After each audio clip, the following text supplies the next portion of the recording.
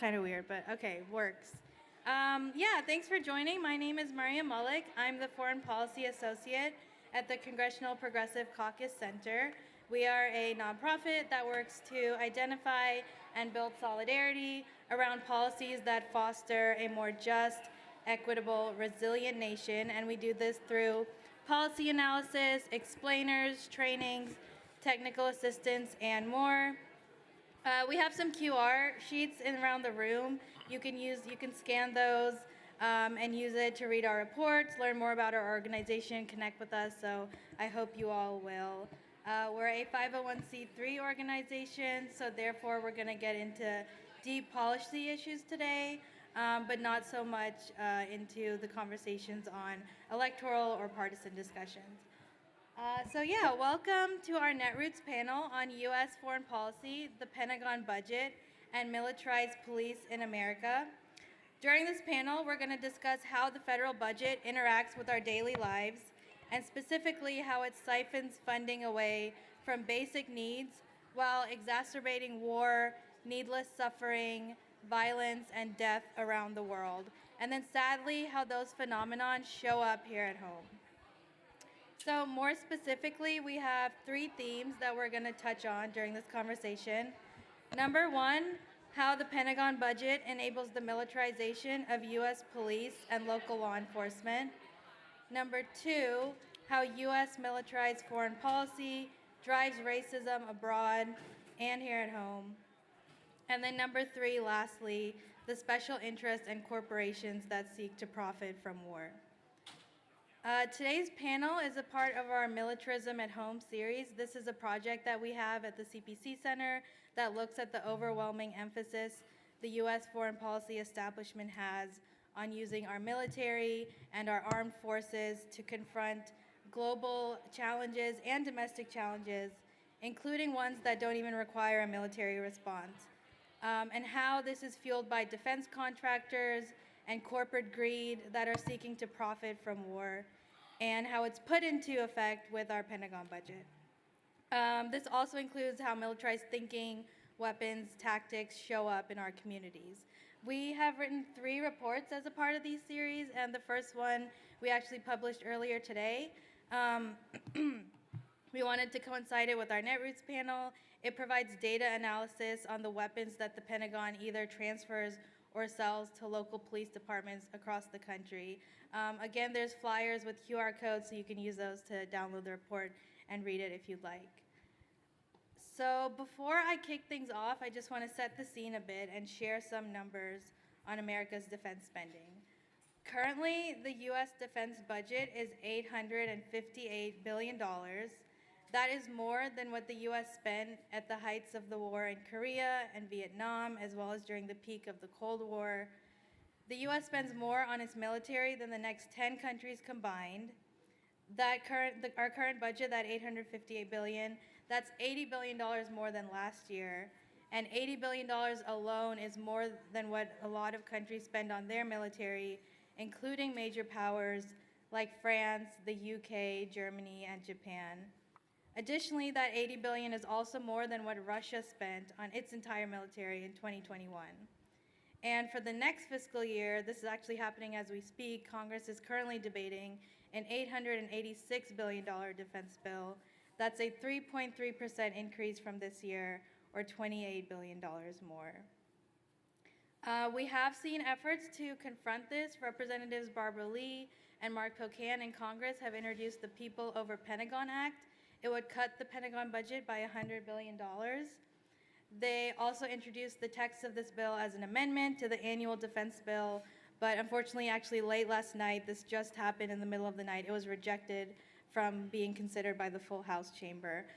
So I want to share some numbers. If we cut the defense budget by $100 billion, some things we could do. We could provide universal child care for $70 billion. We could house every single homeless person in the United States for $8 billion, provide renewable energy for every household in the U.S. for $50 billion, and replace every single lead service for $32 billion. And my colleagues created this amazing graphic. You can take a look at all the other areas we could fund with just a $100 billion cut to the Pentagon. The last point that I want to raise is that the Pentagon is so heavily funded, it often receives weapons that it does not even need, that it doesn't require, and it doesn't even use. This results in a surplus of weapons and other military equipment. And there is a program in the National Defense Authorization Act, or the NDAA. It's called the Section 1033 program. That allows the Pentagon to transfer this military equipment to police departments all across our country. And it allows our police to obtain weapons of war, which are used in our neighborhoods, and it exacerbates the police violence and racism that already exists in police departments against Black, brown, and other marginalized communities. So quite a lot to talk about. We're gonna dig into all of this and more with our wonderful panelists. First, I'm gonna start with Illinois State Senator Robert Peters. Senator Robert Peters was born in 1985, deaf and with a massive speech impediment. His biological mother was addicted to drugs and alcohol, and his adopted mother and father were a social worker and a civil rights lawyer. He saw firsthand the impact and devastation of the racist war on drugs. As he grew up, he admired the work of his father as a civil rights and criminal defense attorney, challenging wrongdoing by the police. This, combined with the effect of the criminalization of addiction, has inspired his work on criminal justice reform rooted in safety, freedom, and wellness of all people. A defining moment for Peters came during the Great Recession as he struggled to find work and lost his parents within a year and a half of each other. He found his power through political organizing and solidarity with a variety of organizations in Chicago fighting for justice. As a state senator, Peters has championed the end of cash bail in Illinois after years of organizing around it before becoming a senator. He just passed legislation that expanded worker protections for Black and Latino workers in temporary employment. And he has championed investments in tourism, small business development, and education. This legislative session alone, Peters has passed 17 bills, and he continues to push Illinois forward as a leader in criminal justice reform and true public safety for all. He chairs the Labor Committee in the Senate and is chair of the Senate Black Caucus. He is focused on environmental justice, racial justice, economic freedom, and public safety for all. Senator Peters, we're super humbled and honored you were here. You had the time to join us. I first want to start with the reality that police militarization creates here in Chicago.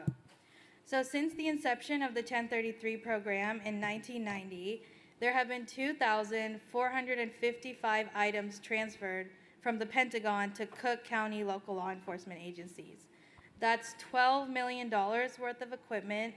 2/3 of that are weapons alone, mostly rifles and pistols. So Senator Peters, can you share a bit about your stories with excessive militarism, the proliferation of weapons of war, and how does it affect the Chicagoans you represent? Yes, thank you so much. And also, maybe my bio is a bit too long and maybe egregious, but thank you so much for having me.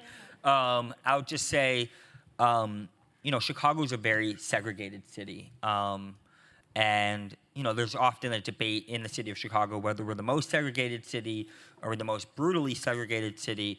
But no matter what, we're having a debate about segregation in Chicago. And oftentimes, particularly over the last 30 years, the police have played a key role in maintaining that segregation in terms of policing who's allowed access to what public space and when. And you sort of see the militarization of police, not just in terms of the weapons, but in just the practices of what's happening in the city. Combine that with the fact that we are a city that has notoriously had police violence, torture, where we have to have literally a torture commission, and we're going to have a torture memorial. You see the sort of occupying behavior in the city and its brutality. We've had people literally murdered by police, like Laquan McDonald. The fact that we have people who might be in their homes, minding their own business, and the way that no-knock warrants are used. Again, it's a similar occupying force situation.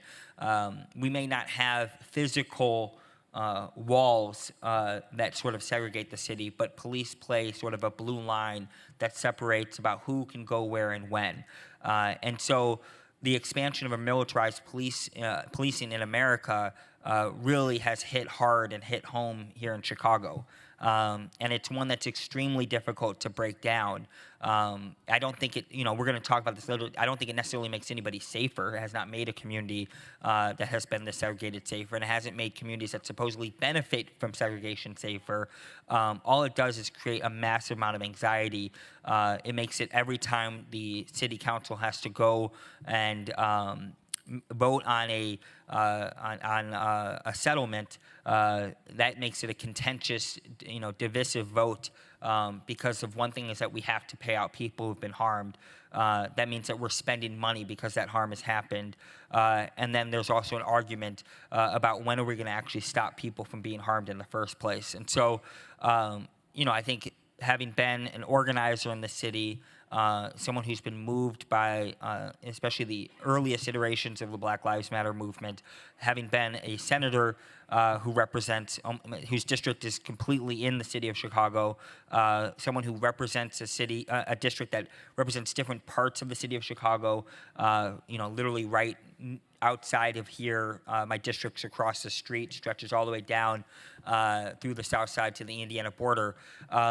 I see firsthand what has been an extremely painful experience, and I fundamentally think that this is not actually providing anybody any safety. And I even think what's interesting here is that the people who are supposed to be doing this work, so the police officers, are not necessarily in the best positions either, going through essentially treating police as a replacement government job for austerity that happened decades ago, has caused problems for everybody. So this has been a fundamentally failed program, and it's really just used to, in one way subsidize our military, in another way to reinforce terrible systems such as segregation, and has fundamentally failed to provide for the people of the city of Chicago or anybody in this country. So.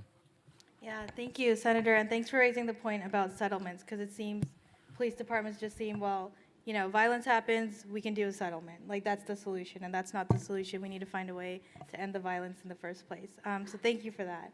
Next up, we're going to turn it over to Kiana Jones. Kiana Jones is a political and social justice activist and community organizer who is a staunch advocate for quality, affordable child care and equity in education.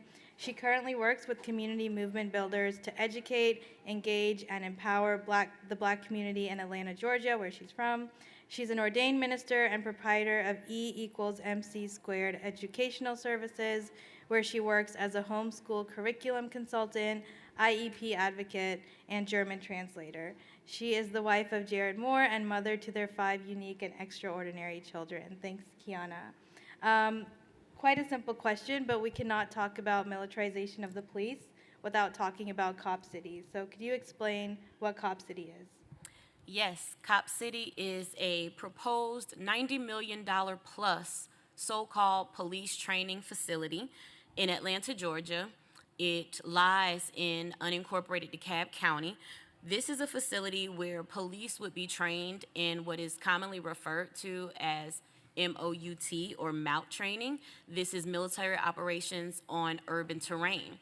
The original iterations of the proposal for Cop City included a mock city where they would practice things like raiding apartment buildings. They would have a burn tower, supposedly for firefighters to practice. There would even be a bar for the cops to go and drink after they practice these operations.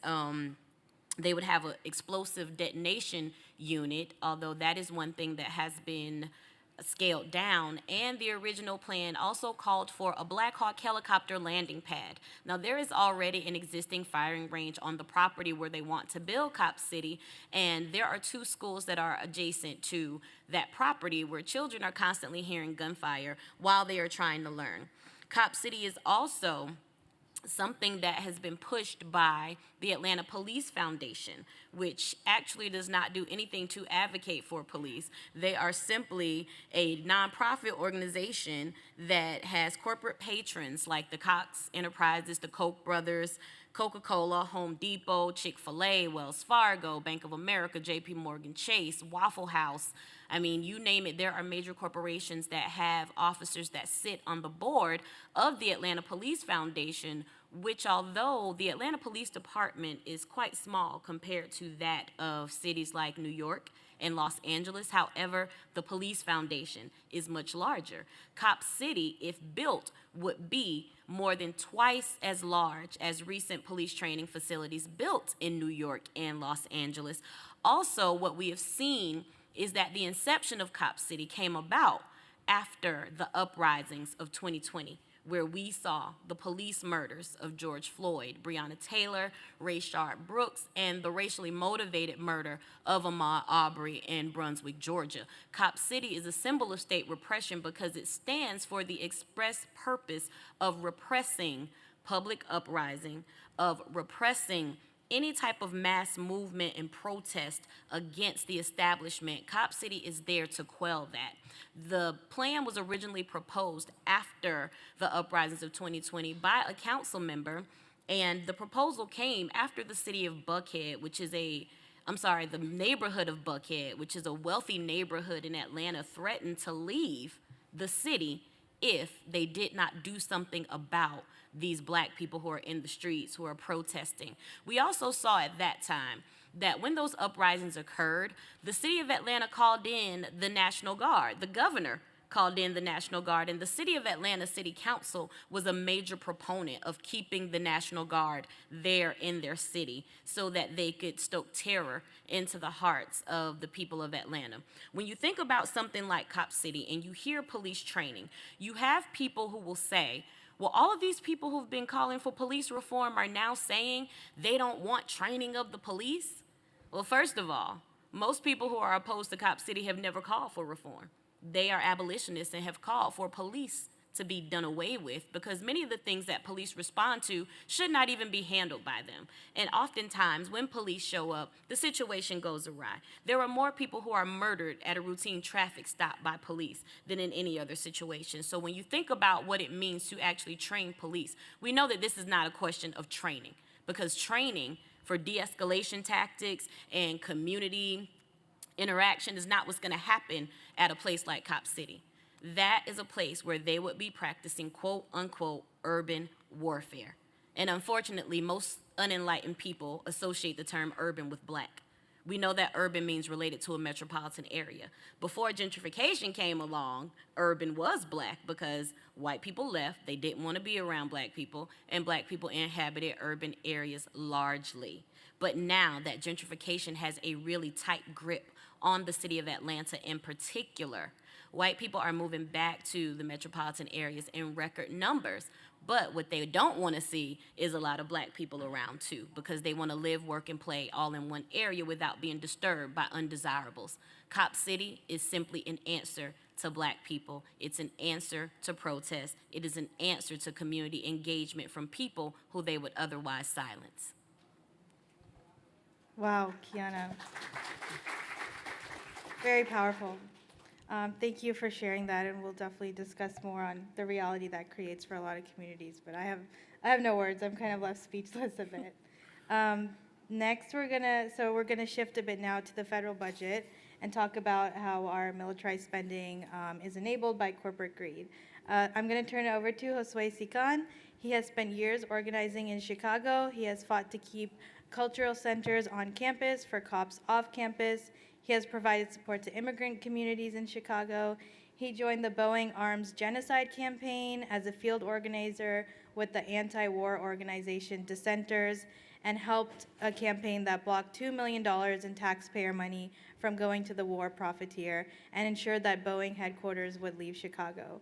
He is committed to anti-militarism and fighting capitalist interests that harm our communities and our planet.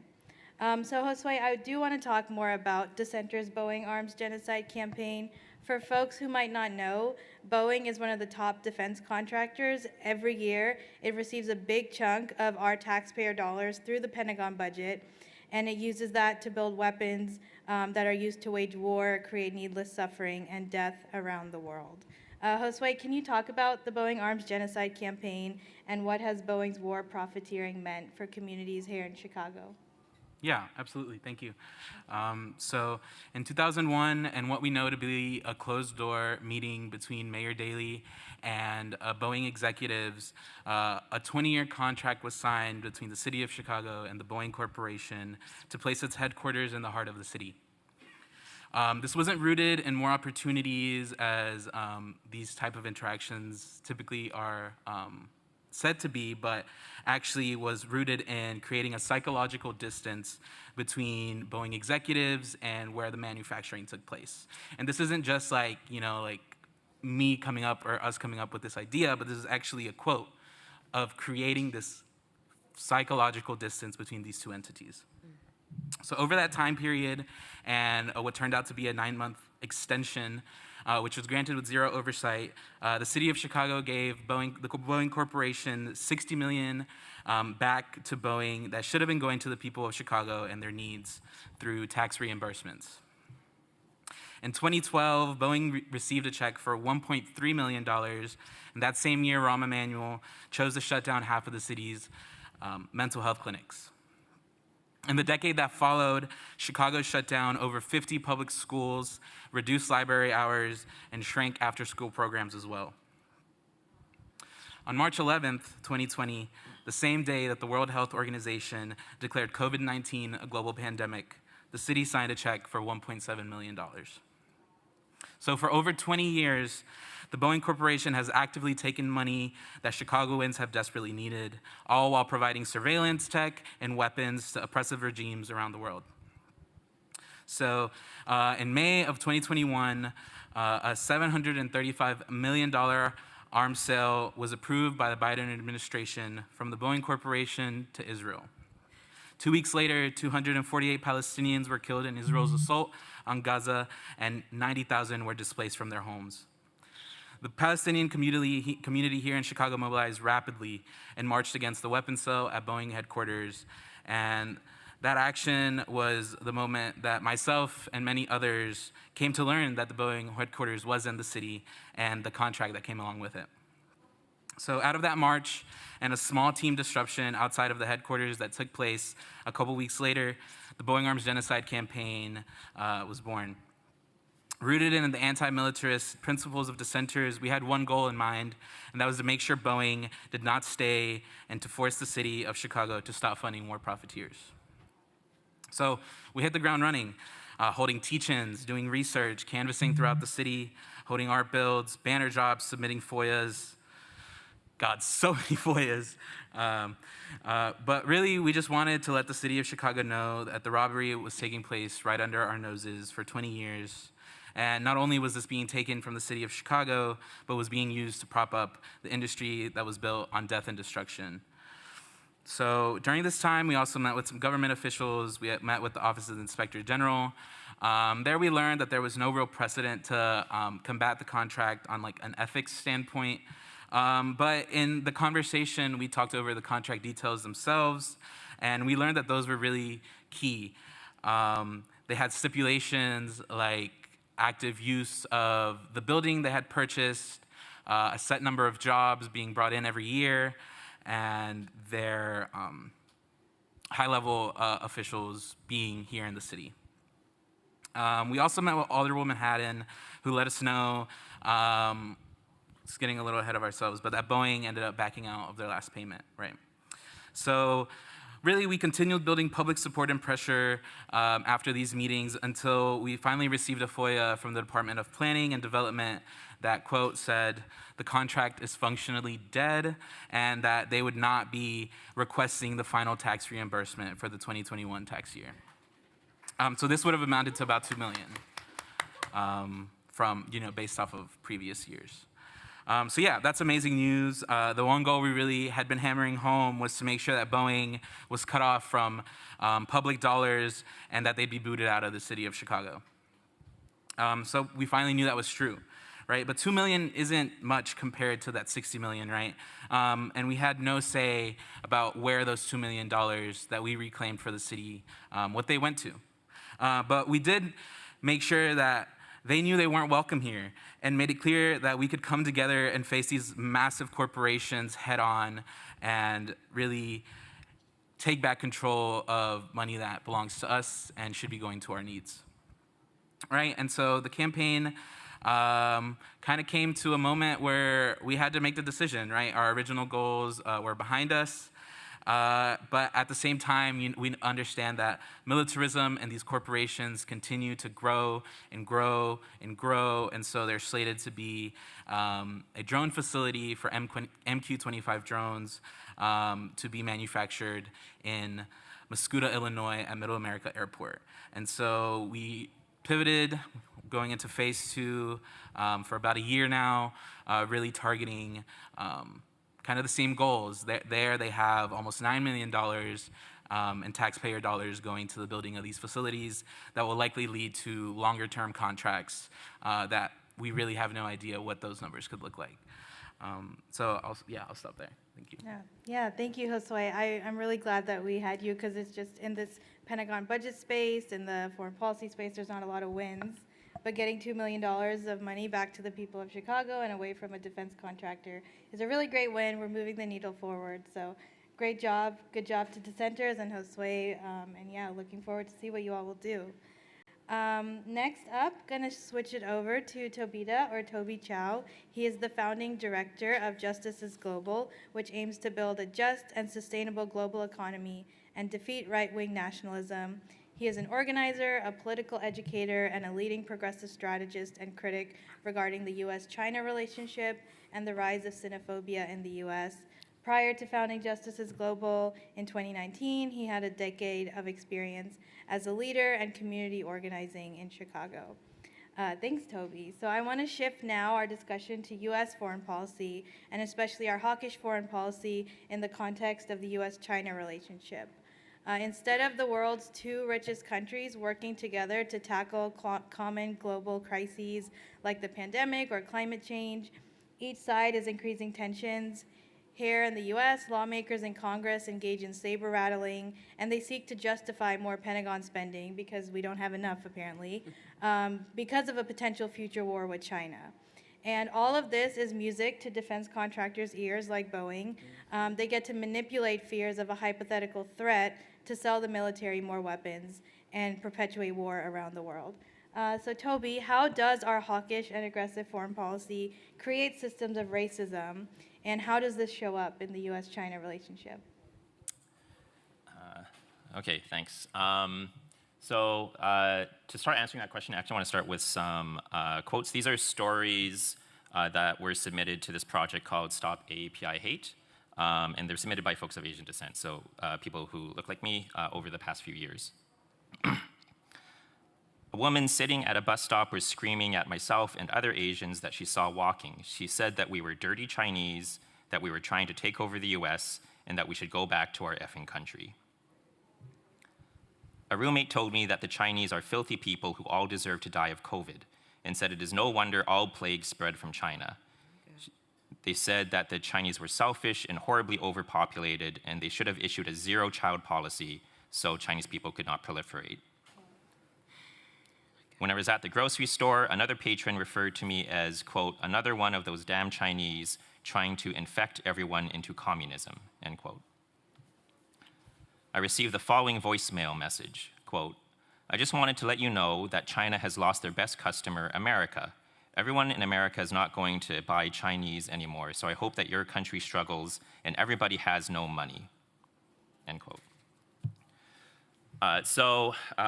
What's going on here is that this kind of sort of widespread popular level racism is rooted in the fact that people, particularly in recent years, increasingly have been hearing this rhetoric about China from political leaders, from media, that paints China as this very exaggerated threat, sometimes as an existential threat to people in the United States, a threat to the American way of life, they're coming for your children, all this stuff.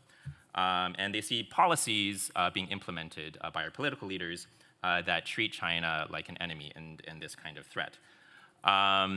And there are very real challenges from China, very real legitimate critiques of the Chinese government.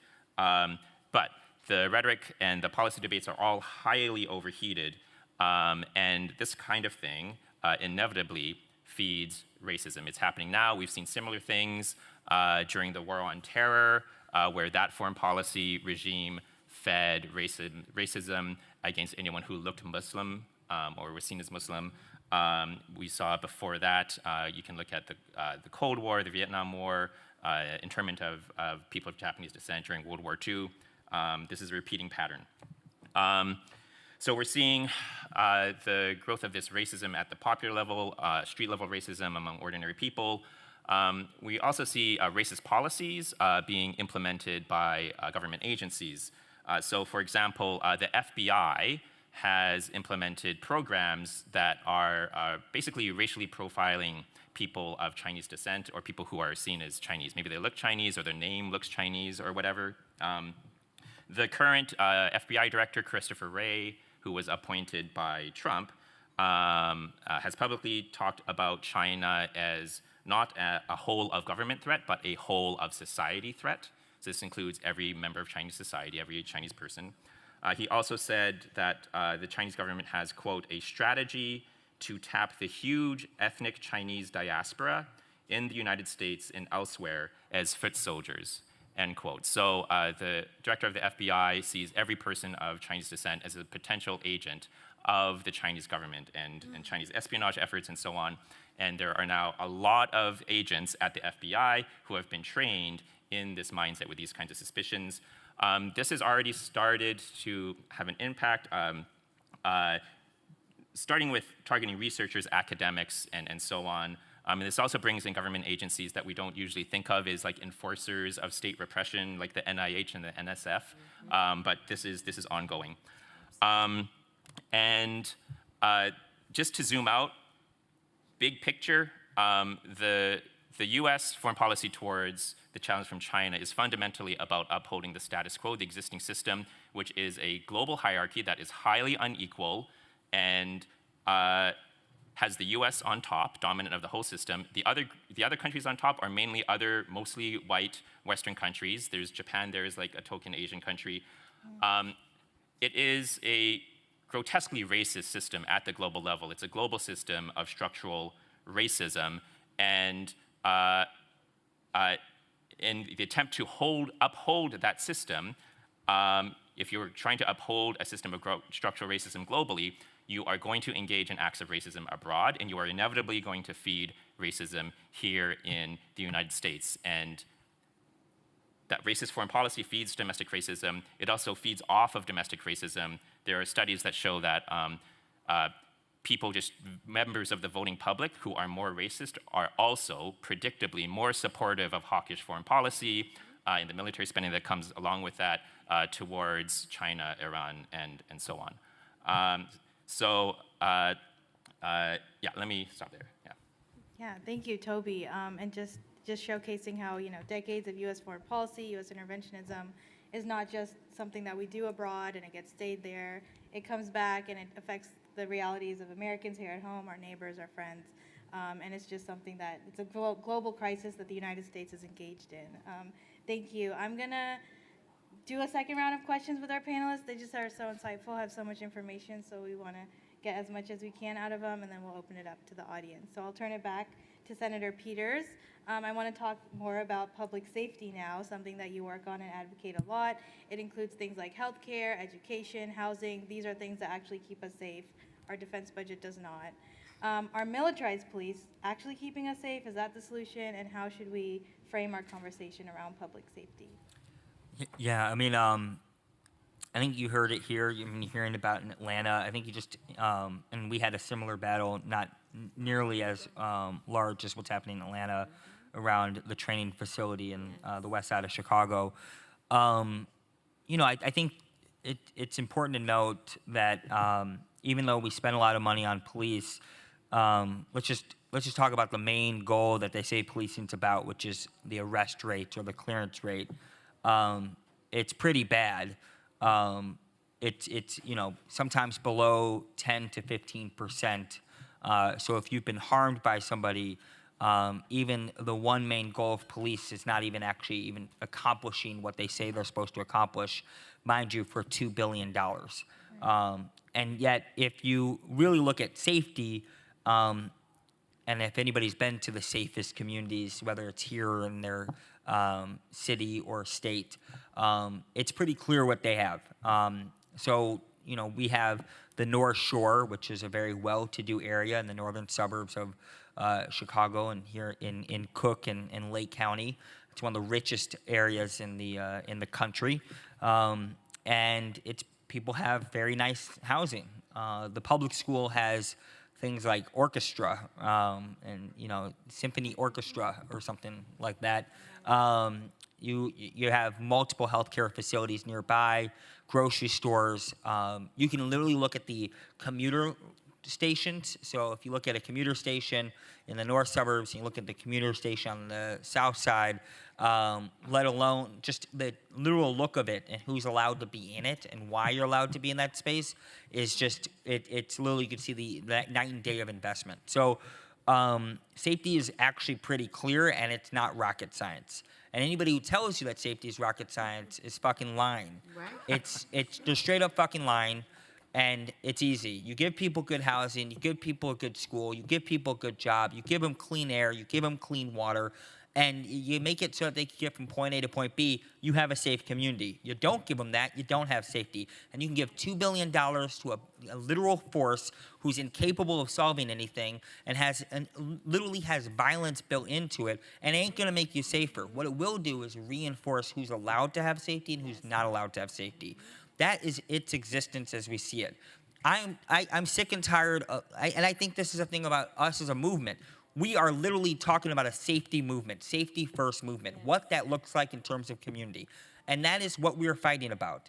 We're not fighting about reform or whatever other change. We're talking about safety and who's allowed to have it.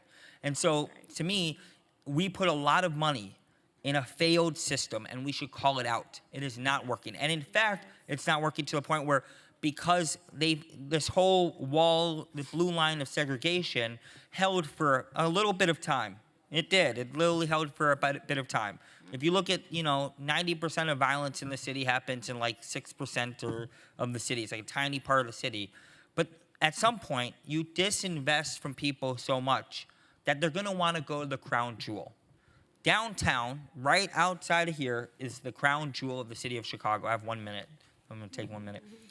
Downtown is the crown jewel of the city of Chicago. It is extremely invested in. It has amazing activities. It's a safe place to go hang out. If you can't hang out in your own neighborhood, you're going to come to that crown jewel and hang out. That makes sense. That's literally logic. That is a logical choice by people. They feel safe coming downtown. But when you come downtown, you're told that you're not supposed to be there, that you should be somewhere. You can't be in your own neighborhood, and you can't be downtown. Then where you're supposed to be? Well, that's someone saying that you're not supposed to belong. And so then people act out. They rebel against that. Whether they consciously rebel or subconsciously rebel, it's still rebellion nonetheless. And so to me, in this debate about having a safe city of Chicago or safe for New York or safe for Atlanta, and mind you, let me just back up and point out, everyone hears about how dangerous Chicago is, and yet Indianapolis has a higher murder rate. We don't talk about Governor Holcomb. But here's the thing, is that if we want to have safety, there are things we can do. And either people are being honest or not. And they want to feel good about holding up a status quo. So you just hold up a mirror. It's simple. It's there. And so, yes, I think that when we talk about all these fights, whether it's talking about foreign policy and trying to avoid war, or we're talking about public safety in a city like Chicago, militarizing is just a paranoid delusion that gives people the sense of safety without necessarily providing it. And so we need to get people to move away from that paranoid delusion, because safety is literally right there if we want it. So. Yes. Thank you. Thank you, Senator, for putting that in just as literal terms. If you need clean water, if you need food, if you need clean air, a house, that's safety, and that's what we need to be. That's just what we're looking for. That's why you need to get involved. Yes. Thank you so much. Okay, next up, I'm going to turn it back to Kiana. We've talked about the federal budget a bit. I want to get a little more specific and talk about police budgets across the country, and especially the surplus that police budgets end up with. How big do these surplus tend to be? And, does that mean when we have leftover police money in a budget, we have more money for housing and healthcare, or where are we spending this police money that we get? get We're it. giving it right back to them. In the state of Georgia this year, it was just announced that the state of Georgia has a $5 billion surplus again. So right now, currently, the state of Georgia has more than $10 billion of a budget surplus. Meanwhile, the city of Atlanta just released its largest budget ever, $790 million. 242 or maybe 247, somewhere between 242 and 247 million going to the police department in Atlanta. That's just about 1/3 of the entire budget of the city going to the police. That's a 4.6% increase from last year. The fire department, meanwhile, got a 1% increase, but they want to group them together and call them public safety personnel. And what the city of Atlanta is trying to do with Cop City is demolish 381 acres of forest land. And when we talk about public safety, public health, and what makes us safe, what makes us feel secure, what helps us thrive in community, we need adequate green space. The South River in the city, the South River Forest, in the city of Atlanta is the largest urban forest in the southeastern United States. The South River itself, not only is it the second most polluted body of water, being a river in the United States, it is also the headwater of the largest water system in the state of Georgia, which enclose the Ocmulgee and the Altamaha rivers in the state of Georgia, which go all the way down to South Georgia near Darien. What you're talking about when you say you're going to demolish 381 acres of a forest, and part of it being public parkland that was already supposedly protected by law in unincorporated DeKalb County, the blackest part of southeast Atlanta, and South DeKalb, which is way blacker than North DeKalb, what you're talking about is environmental racism, which has been promulgated by racialized capitalism. This is all we are talking about, racism. You don't want black people to thrive. Gentrification has not hit that part of East Atlanta as hard yet, but we know that if Cop City were to be built, gentrification would be accelerated times 10, times 15, times 20 in that neighborhood. And I can talk so much about it because I was born and raised there. We used to have landfills in that neighborhood. There is still a wastewater treatment facility where bullets from the existing fire range over by the property where they want to build Cop City go into the water, and the lead still pollutes our water. The city of Atlanta is already in violation of the Clean Water Act and a number of other EPA guidelines. However, no one from the EPA will step in. No one from the DeKalb County Soil and Water Conservation will step in. Why not? Because there are a bunch of black people there, and what we want to make sure happens is that they don't have clean air, they don't have clean water, their children can't concentrate in school because they constantly hear gunshots in addition to the lead poisoning. And we want to make sure that those people are afraid to leave that area, so we're going to put police right there. The residents of the neighborhood in Buckhead really want Cop City, but they refuse to put Cop City there. So what happens when there's an excess in a police budget? It goes right back to the police for further repression of the community, and the black community at that, because with that excess, there's no further investment in education, there's no further investment in healthcare, there's no further investment in resources that will keep our community safe, but we just want to continue to repress people, and they're doing it with domestic terrorism charges as we speak. Thank you, Kiana. I'm left speechless every time trying to hold back tears, but I mean, very powerful. Thank you so much. I'm gonna turn it back to Josue and shift again to the federal budget, especially the Pentagon budget, which is what we're here to talk about. And I wanna talk more about defense contractors. We've talked about Boeing, there's a bunch of other ones. For folks who might not know, there's 5 main defense contractors: Boeing, General Dynamics, Raytheon, Northrop Grumman, and Lockheed Martin. That $858 billion Pentagon budget I mentioned earlier, over half of that goes to these 5 defense contractors. So that means our taxpayer dollars are building weapons that are going to perpetuate violence, destabilization, war, and death around the world. And corporations and their CEOs are profiting off of all this. However, when we want to invest in fighting climate change or pandemics or housing and healthcare, things that our panelists have already mentioned that will actually keep us safe when we're talking about public safety, we're always told that there's not enough money. What's the government cost for this? But when we need a new tank or drone, there's plenty of money. That money is just lining the pockets of defense contractors. As Tupac said, they got money for wars, but can't feed the poor. Yep. So can you, Josue, talk about the role corporate greed plays in militarism, and how can we combat it effectively? Yeah. So first off, just want to take a moment to acknowledge Afeni Shakur and the other amazing Black Panthers who sowed the seeds Yeah. to that amazing line that like still rings true today, right? But right, so you mentioned these 5 defense contractors: Boeing, Raytheon, General Dynamics, Northrop Grumman, and Lockheed Martin. These are also the 5 main targets for us at Dissenters, so I know these names well. Right, and so we have Dissenters chapters from coast to coast actively putting pressure on these corporations on their campuses. And that's because these corporations have entrenched themselves in aspects of our day-to-day life in every way imaginable, right? The most notable one being Boeing, and Boeing being like the only plane you fly on if you're flying domestically in the United States, right? They've become an integral part of our day-to-day lives. Also, corporations like Boeing and all the others send tons of money to different places, typically like tech spaces, to fund this or that program, which is really just creating a facade of where their profits come from, right? They provide these weapons and surveillance tools that are used on communities across the globe. And one thing we talk about at Dissenters is this idea of a revolving door.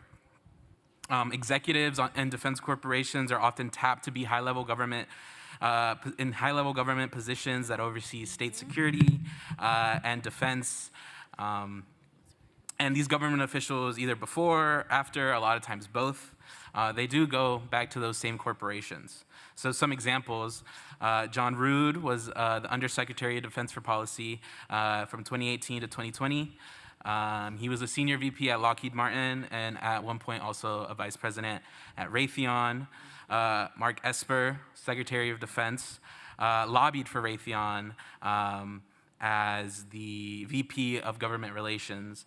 And Lloyd Austin, who's our current Secretary of Defense, was previously on the board of Raytheon, right? And so the first 2 were under Trump, and the latter was under Biden, right? So it's not a party thing, it's not on party lines, it's a larger system that's really taken a hold of our government money, right? So these corporations are deeply entrenched into the bodies that decide our foreign policy, right? Toby was talking earlier about racism, but really racism is the vehicle, right? The vehicle to maintaining that massive wealth disparity amongst our communities, right? And so while these racist policies are going out, like it was mentioned earlier, they're lining their pockets with millions, billions of dollars, and sometimes they leave these positions, but right, surely these are people they talk to every day, right? And so we at the Centers are building a movement that will allow us to fight back against these corporations and militarism as a whole, right? We have campaigns like the Boeing Arms Genocide campaign that I talked about earlier, but we also have students at University of Massachusetts in Amherst who are working to end partnerships with Raytheon and get them off their campus. Students at American University, George Washington University, Houston, and many others are actively working on divest from death campaigns, putting pressure on their school institutions to have them divest from these corporations because they invest billions of dollars through endowments that, again, are propping up these systems, right? But we're just getting started. So before I wrap up, I also want to plug, we're actively recruiting. We have an organizing fellowship that we're taking applications for. If you are a young person between the ages of 18 and 35, or you know someone who fits that bill, who is excited to fight against these corporations, come talk to me, find us on socials, whatever.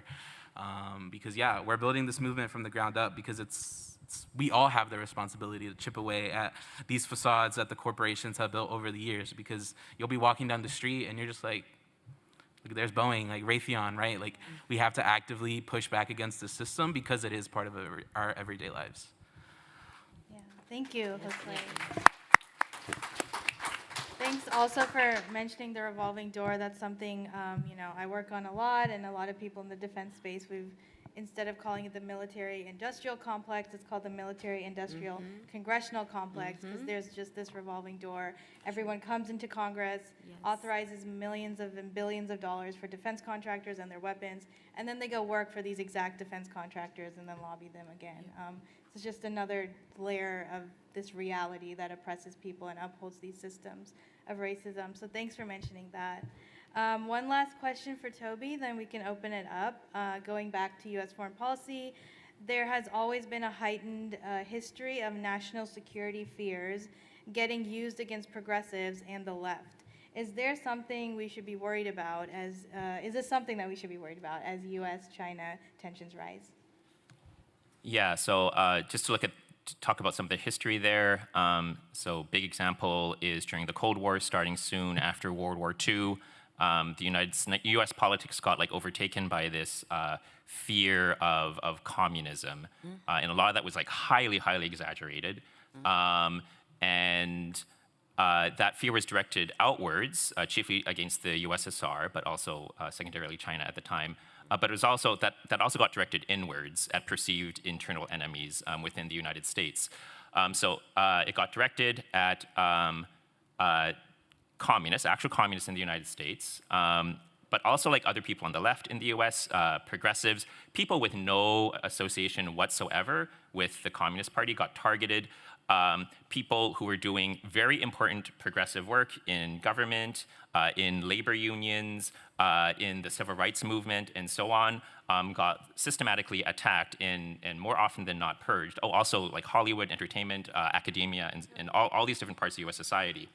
A lot of these folks whose work got crushed by this anti-communist crusade that was driven by these foreign policy concerns were doing critical work on strengthening workers' rights in the U.S., the power of worker versus corporations, work on racial justice issues, work on strengthening U.S. democracy, and so on. Like all the stuff that we're dealing with today.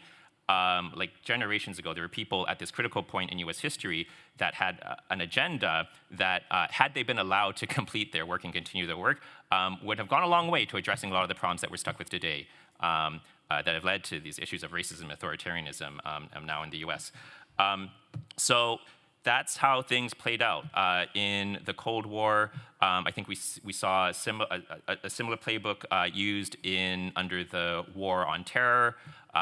And now we are seeing this already playing out again. It's just started, but it is going to escalate. It is going to escalate. Just recently, Trump has, as part of his stump speeches, added this line about how he's going to stop the communists from entering the United States, but also attack communist forces that he sees already within the U.S. So he's thinking there. He's thinking about China. He's thinking about Chinese people, but he's also thinking about his political opponents. He's thinking about the left, and we're seeing some signs of this already.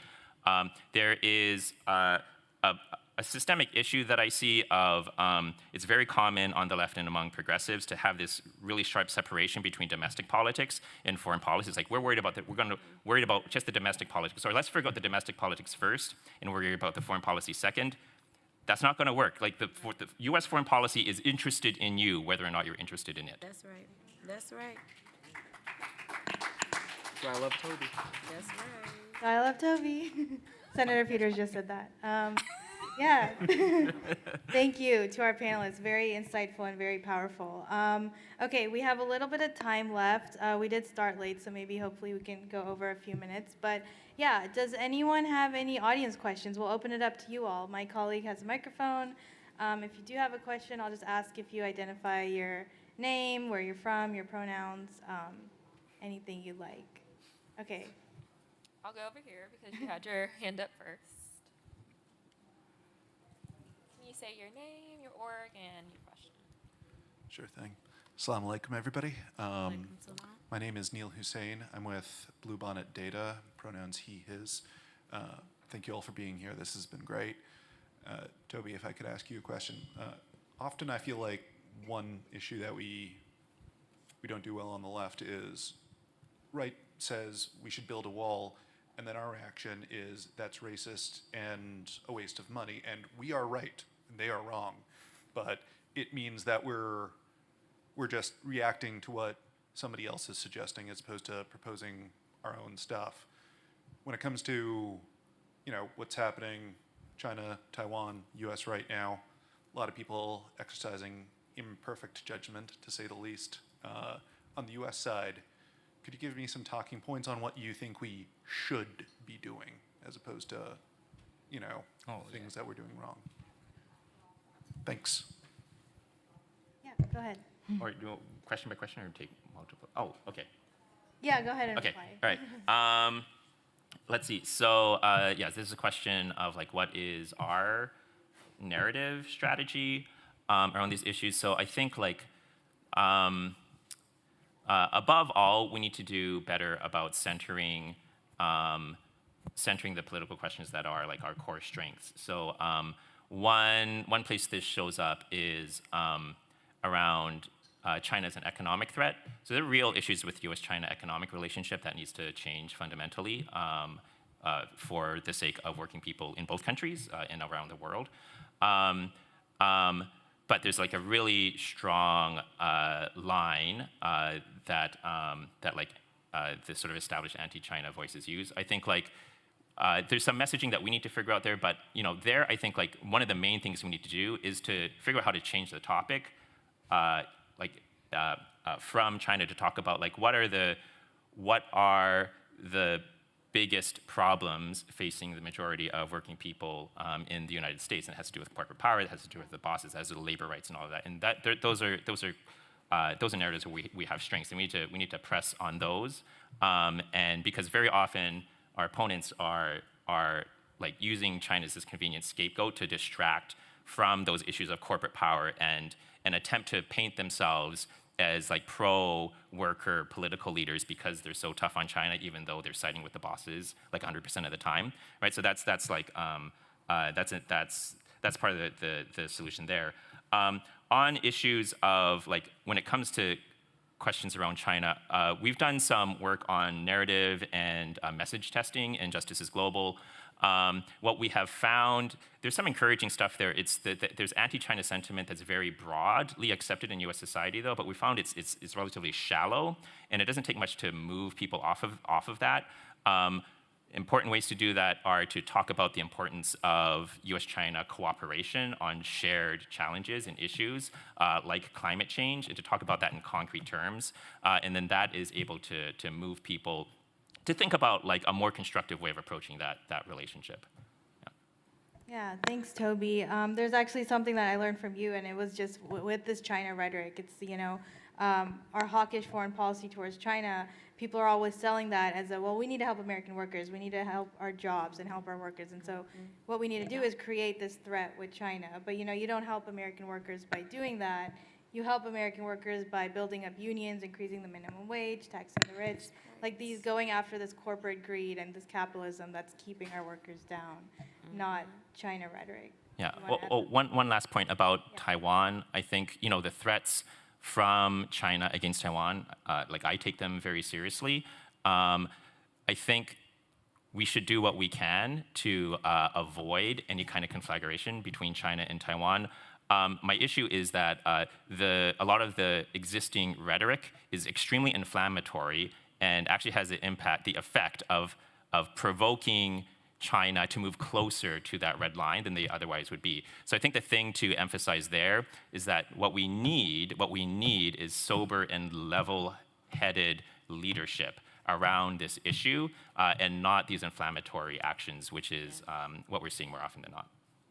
Yeah, thanks, Toby. I see we're at time. Can we do one more question? I'm not sure if I can make that call or... Okay, I got the thumbs up. So yeah, I saw a question over here. Yeah. Your name, organization. My name is Laura. Whoa, sorry. My organization is Meza Solutions, but this is a question. I do organizing outside of my 9 to 5. So, Josue, I have a question for you specifically. So, I think in the democratic space, we see so many Zionists specifically. Even here, Jan Schakowsky and Maxwell Frost are speaking, and they're both well-known Zionists who support the genocide of Palestinians at the hands of Israel.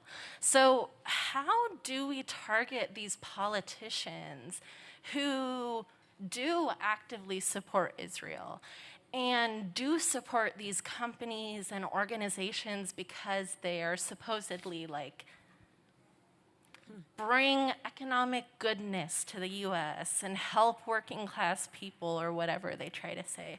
How do we target those politicians and change their minds when they claim to be progressive, but they're so staunchly pro-US imperialism and pro-Israel specifically? Sure. And I'll approach this question from like the standpoint of like, yeah, you're saying people that claim themselves as progressives, right? I think the baseline is just the work starts once they're elected, right? Not like for us as like voters, as community members, as constituents, the work starts when they're in office, right? A lot of times there's a lot of claims they make and we say we vote and then we'll be like in 2 years, in 4 years, we'll vote them out because clearly it didn't work out. But politicians have too much peace of mind, right? Like, we can go to their houses, we can go shut down their fundraisers and just make our voices heard, right? That's right.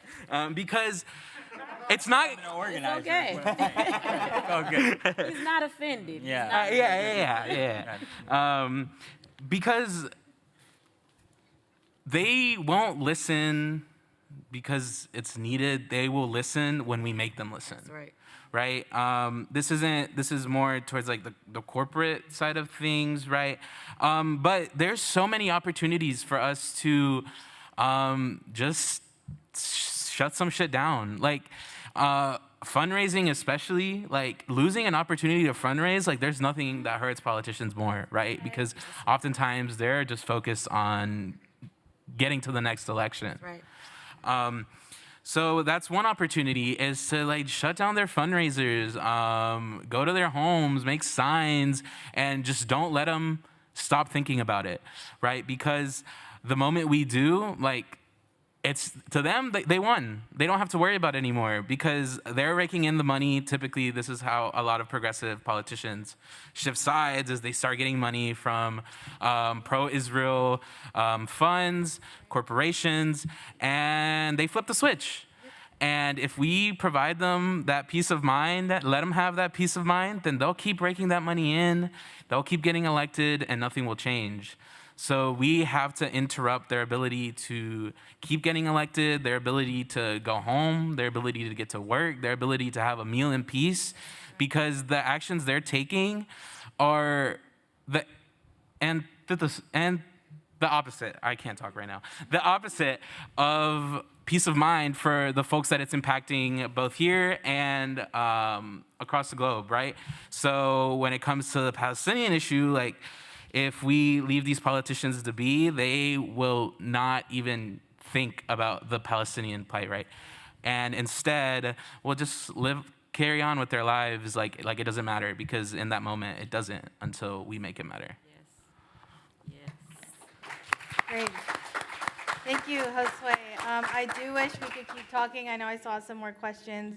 We're 5 minutes over, so I think we will have to end, but I do encourage people, if you're at Netroots, come connect. We'd love to keep this conversation moving, and we hope this isn't the end of it, but we are going to end our panel now. I do think this has been a very deep and insightful, a heavy and important discussion. I want to thank Netroots for giving us the opportunity to shine a light on this important topic. My colleagues at the CPC Center, I'm the only one up here, but this was a huge team effort. My colleagues Hamid Bendas and Chanel Hammonds are here today, special shout out. And then also my colleagues back in Washington, Alan Barber, Alex Samuels, Jessica Juarez Scruggs, Heejin Han, and Kat Rowland for all their help putting it together. Special thanks to our incredible panelists. I think we can all agree that they're just out here speaking truth to power and doing the good work, moving the needle forward on a lot of progressive priorities. So thank you for taking time out of that to just share some of that work with us. I hope everyone here goes and everything you've heard today, you internalize it and bring it into your work. And yeah, thanks to our panelists or our audience for tuning in.